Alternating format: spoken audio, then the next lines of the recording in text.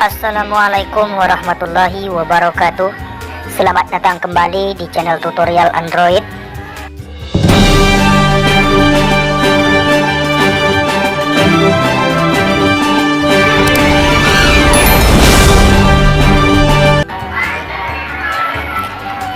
Di video kali ini saya akan membahas 6 berkas syarat wajib daftar CPNS dan PPPK 2021. Nah, bagi teman-teman yang ingin mendaftar CPNS dan PPPK 2021, maka teman-teman wajib nonton ini sampai akhir. Terus apa saja persyaratannya? Sebelum kita lanjut, kepada teman-teman yang baru menemukan channel ini, jangan lupa untuk meninggalkan jejak dengan cara mensubscribe, like, comment, and share ke seluruh sosial media teman-teman. Jika sudah, langsung saja kita ke 6 berkas yang wajib kita siapkan untuk mendaftar CPNS atau PPPK 2021.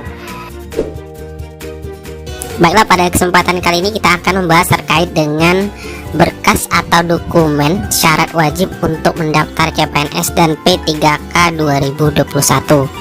Oleh karena itu, sebelum kita ke pembahasan, seperti biasa teman-teman, bagi yang baru pertama kali menemukan channel ini, jangan lupa untuk tekan tombol subscribe-nya dan aktifkan lonceng notifikasinya.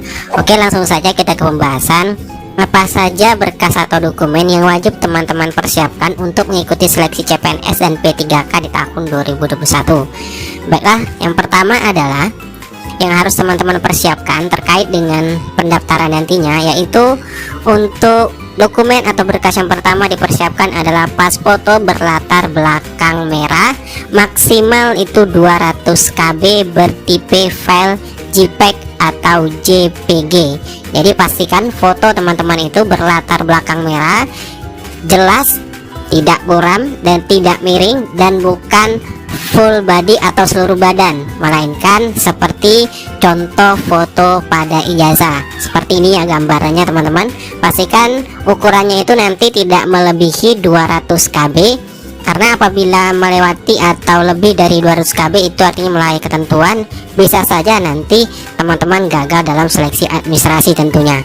Nah, kemudian untuk pas foto ini juga berkaitan dengan fitur terbaru dari BKN yang diterapkan tahun ini terkait dengan FR atau face recognition. Jadi pastikan foto teman-teman itu sudah jelas ya. Jadi sebaiknya nanti teman-teman lakukan saja foto studio di foto studio untuk menghasilkan file foto yang lebih jelas nantinya. Kemudian mengenai pakaian yang digunakan, ada yang bertanya apakah harus menggunakan jas atau jas putih.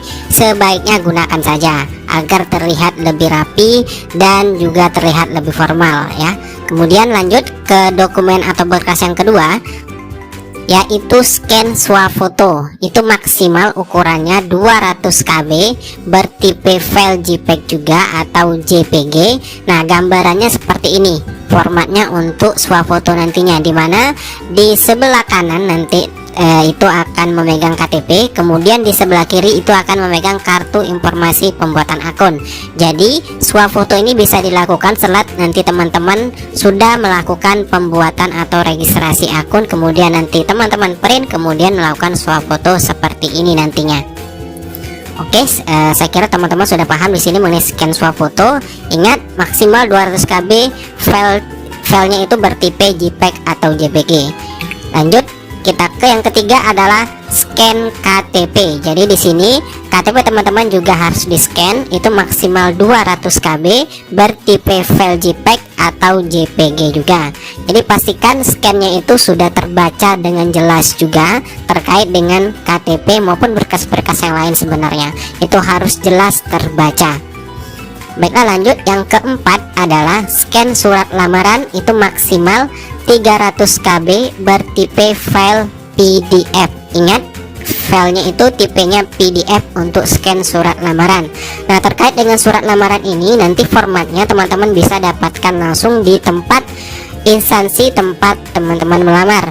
Itu tergantung dari instansi yang kita lamar, apakah di disuruh atau dianjurkan untuk menulis tangan atau diketik, itu tergantung dari instansi nantinya. silakan ditunggu saja pengumuman resmi dari BKN kapan pendaftaran akan dibuka. Nah, nanti kita di situ bisa mencek instansi tempat kita melamar terkait dengan ketentuan surat lamaran tersebut. Lanjut, yang kelima adalah scan ijazah plus serdi atau STR. Nah, untuk scan ijazah di sini itu ada yang harus teman-teman perhatikan, bahwa itu maksimal 800 KB, itu bertipe file PDF. Pastikan juga hasil scan-nya itu terbaca dengan jelas. Kemudian terkait dengan serdi di sini diperuntukkan untuk P3K guru, kemudian untuk STR itu tenaga kesehatan. Nah, ada yang bertanya apakah scan ijazah ini digabungkan dengan serdi. Sampai saat ini kita belum bisa menentukan apa nanti di format pengisian upload untuk scan ijazah ini terpisah dengan serdi, kita tidak tahu. Jadi untuk sekarang persiapkan saja scan ijazah terpisah, kemudian serdi ataupun STR, kemudian buat juga satu file lagi itu gabungan antara scan ijazah dengan serdi maupun STR teman-teman sekalian. Jadi persiapkan aja dua tersebut sebelum pendaftaran dibuka nantinya. Ingat, maksimal 800 KB filenya itu PDF. Kemudian yang keenam yaitu scan transkrip nilai, itu maksimal 500 KB bertipe file PDF. Ingat, pastikan juga scan transkrip nilai teman-teman itu semuanya jelas dan terbaca. Kemudian yang terpenting juga scan dokumen pendukung lainnya, ini sesuai nanti dengan ketentuan dari instansi yang dilamar. Tentunya ini kita tunggu dari pembukaan pendaftaran CPNS dan P3K 2021, tergantung dari instansi yang kita lamar apakah menyertakan dokumen pendukung lainnya, kecuali yang 6 tadi itu merupakan syarat wajib yang harus teman-teman persiapkan dari sekarang. Kemudian yang terpenting juga adalah persiapkan email yang aktif untuk pembuatan akun registrasi di portal SSCSN nantinya. Jadi di sini harus menggunakan email yang aktif yang harus teman-teman persiapkan dari sekarang. Itu bisa menggunakan Gmail ataupun sejenis surat elektronik lainnya. Jadi ini wajib dipergunakan untuk dalam pembuatan akun nantinya. Nah, itulah 6 dokumen atau berkas yang wajib teman-teman persiapkan untuk mengikuti seleksi CPNS dan P3K 2021. Dan kemudian yang terpenting di sekarang, anjuran dari BKN itu pastikan validasi data diri teman-teman, yang terutama untuk KTP, karena pada saat pendaftaran nantinya yang terpenting itu adalah adanya integrasi antara data diri teman-teman dengan portal SSCSN BKN dengan data Dukcapil. Jadi pastikan validasi KTP teman-teman sekalian untuk pendaftaran CPNS dan P3K di tahun 2021. Oke, itulah informasi yang dapat saya sampaikan. Sekian dari semuanya. Wassalamualaikum warahmatullahi wabarakatuh.